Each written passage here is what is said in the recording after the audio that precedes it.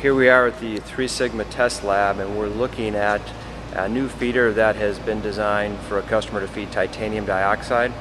Very small batches, 1.5 to 2.5 pound batches in about a minute. And we have a very small 1/2 cubic foot hopper. We call a 6-inch diameter feed tray. Here's the outlet. We fill material in, and you can see there's the material in the feeder itself.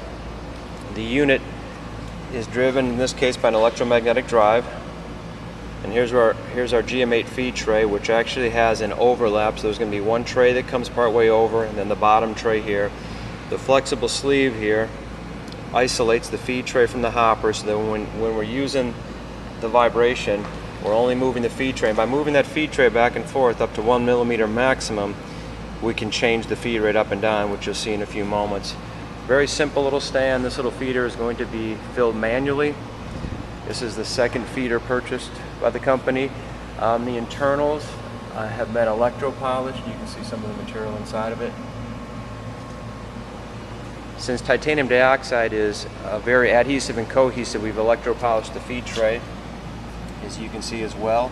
This will keep material from sticking. It will build up, but the interesting thing you'll see in a bit is that we can wipe it off with a finger and it will come right off. Unlike with the screw feeder, where the material will actually heat, it will build and bond and actually will break your screw. So we'll start the feeder.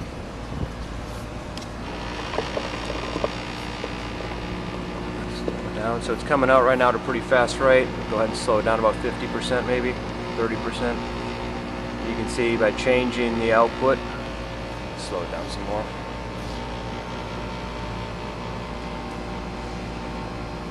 Okay, you don't just stop it now. You can see it's an instant off when you start it and stop it. Let's start it and stop it. So it's on, off.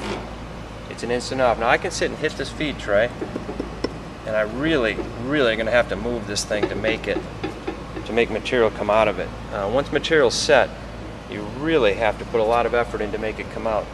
So let's start it again.